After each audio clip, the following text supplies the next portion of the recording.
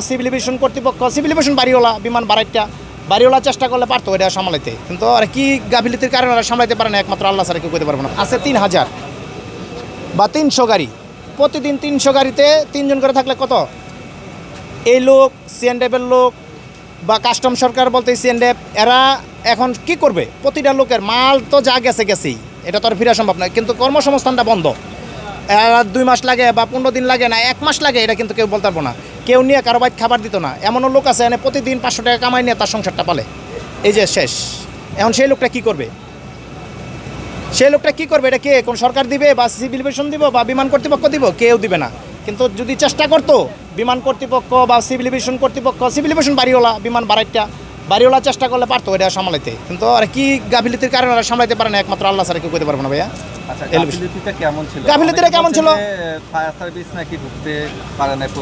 প্রথম অবস্থায় 1 ঘন্টা 45 মিনিট ওরা এখানে ছিল দাঁড়ানো, ঢুকতে দেয় না। এদেরকে হাইকমান্ডের অনুমতি লাগবে, এদের হাইকমান্ডের অনুমতি লাগবে। হাইকমান্ডটা কে? এখন আমার গায়ে আগুন লাগছে, এক জায়গায় আপনি মলম এক জায়গায় দেবেন, যদি পুরা শরীরে লাগে মলম দেবেন কোথায়? বিষয়টা হচ্ছে এক জায়গাতে সূত্র, এখন পুরা বিল্ডিংটা জ্বরছে। বিল্ডিং জোরে যাক, যে ধরনের আগে যেই সময়টা ছিল ওই সময়ে যদি চেষ্টা করতো কোটি কোটি টাকার মাল সেভ করতে পারতো, কিন্তু এটাও করে নাই। কি সমস্যা, কি কারণে, একমাত্র আল্লাহ ছাড়া কেউ কইতে পারবো না। যাদেরকে আছে যে চিৎ যায় হ্যার ইমান যায়, এই হলো বিষয়টা। ভাইয়া আর কিছু আমার বলার নাই। গতকালকে কি বন্ধ ছিল? হ্যাঁ, গতকালকে বন্ধ ছিল, শনিবারের দিন ছিল। এরপরে গেট বি খোলা ছিল গার্মেন্টসের জন্য, কিন্তু তারপরে ওই সুযোগটা দিয়ে যদি মালকে সেভ করতো, অনেক টাকার মাল সেভ করতে পারতো, অনেক লোক বাঁচে যেত। কিন্তু এই জিনিসটা ওরা করে নাই। নিরাপত্তা দিছে বাইরে ভিতরে যথেষ্ট পরিমাণ। এই নিরাপত্তার মাধ্যমে মাল বার করা সম্ভব। আপনার মালটা আমি নিয়ে যেতেছি, ভালো কথা, আর না মাল এখানে রাখো। দুনিয়া জায়গা ছিল পর্যাপ্ত পরিমাণ, বাইরে তো দেখেন খোলা মাঠ, আমরা দাঁড়িয়ে রয়েছি হাজার হাজার লোক। এনে ইচ্ছা করলে যদি মালগুলো রাখতো অনেক সেভ হইতো। আপনি এখানে কি কাজ করতেন? আমি এখানে আমার গাড়ি আছে, গাড়ির ব্যবসা।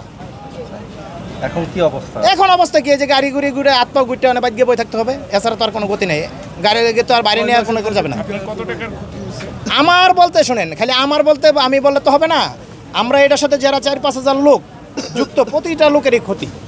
আপনার আলাদা কোনো ক্ষতি? আমার ক্ষতি একটাই, যে আজকে আমার সিএনডেফ মাল ডেলিভারি করতো, আমি বিভিন্ন গার্মেন্টসে মালটা নিয়ে যেতাম, আমি গাড়ি ভাড়া পাইতাম, আমার ড্রাইভার চলতে পারতো, আমার হেল্পার চলতে পারতো। এই ক্ষতিটা এখন কে দিবে? এই হলো বিষয়টা। এছাড়া ভাই আর কিছু বলার নাই।